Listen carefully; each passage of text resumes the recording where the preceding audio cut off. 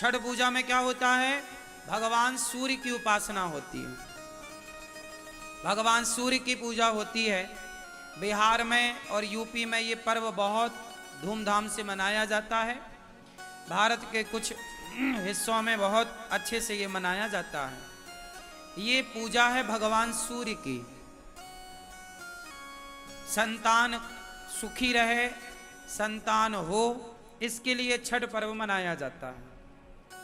परिवार बढ़े, संतान सुखी रहे, बच्चों पर कभी कोई संकट ना आए, बच्चों की दीर्घ आयु के लिए, बच्चों की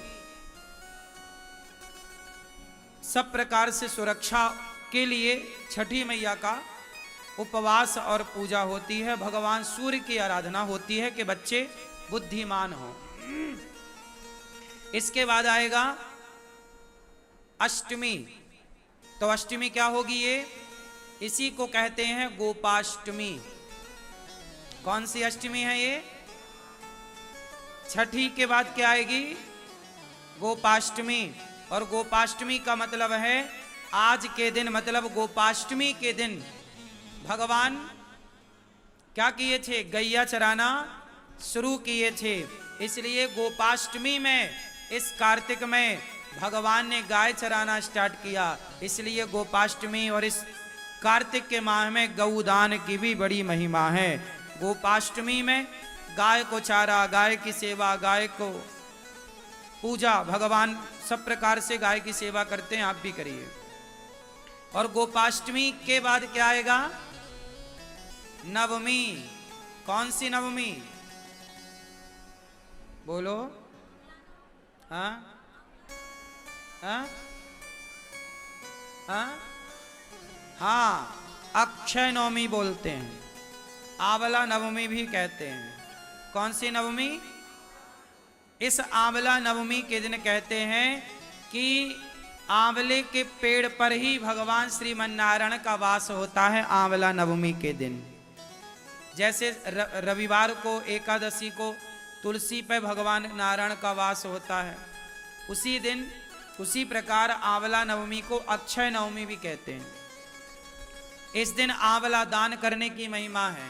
इस दिन आंवले के पेड़ के नीचे बढ़िया भोजन प्रसादी बना करके वहाँ पाने की, भोजन करने की, भोजन कराने की बड़ी महिमा है। हमें बचपन में याद है, हम लोग, हमारी माँ और हम लोग जाया करते थे खेतों में, जहाँ आंवले का पेड़ होता था, वहीं बढ़िया बनता था प्रसाद, वहीं भोग लगता था, वहीं खाते थे। आंवला भी खाया करो, ये औषधि है। तो अक्षय नवमी कहते हैं, अक्षय नवमी के दिन किया गया कोई भी पुण्य अक्षय फलदायी होता, उसका कभी क्षय नहीं होता। तो आंवले का पेड़ घर में लगाइएगा और आंवले की पूजा करिएगा। देखो हमारे जो त्योहार हैं कितने वैज्ञानिक हैं कि हम लोग पेड़ पौधों की पूजा करते हैं, आंवले के पेड़ की पूजा, ये प्रकृति की पूजा है। फिर आएगी एकादशी। कौन सी एकादशी? हाँ, देव उठनी एकादशी, से बड़ी एकादशी भी कहते हैं, बड़ी 11, देव उठनी एकादशी। इस एकादशी के दिन ही भगवान श्रीमन्नारायण का, भगवान शालिग्राम जी का तुलसी जी के साथ विवाह होता है। तो आप लोग भी विवाह करिएगा, यहां होगा, आप लोग सब दर्शन करेंगे। फिर इसके बाद क्या होगा? पूर्णिमा, कार्तिक पूर्णिमा। मतलब ये जो कार्तिक का महीना है, सारे इस महीने में सबसे ज्यादा त्योहार होते हैं। हमारे सनातन धर्म में जितने भी महीने हैं, सब महीने एक से बढ़कर एक हैं, पर कार्तिक माह में सबसे ज्यादा त्योहार होते हैं। इसी माह पर दीपावली होती है, इसी माह पर देव उठनी एकादशी होती है, इसी माह में धनतेरस होती है, इसी माह में गोपाष्टमी होती है, इसी माह में अन्नकूट होता है, इसी माह में भाई दूज होती है। तो एक माह में इतने सारे पर्व, इतने सारे त्योहार। यदि ये सवाल कोई आपसे पूछे कि हिंदू धर्म में, सनातन संस्कृति में वो कौन सा महीना है जिस महीने में सबसे ज्यादा त्योहार होते हैं, तो आप कह सकते हैं कि कार्तिक का माह है वो। जिसमें सबसे ज्यादा त्योहार होते हैं और सभी त्योहारों की अपनी अपनी विशेषता है, सबकी पुरानी पौराणिक मान्यता है। तो कार्तिक का माह वैसे ही पवित्र है।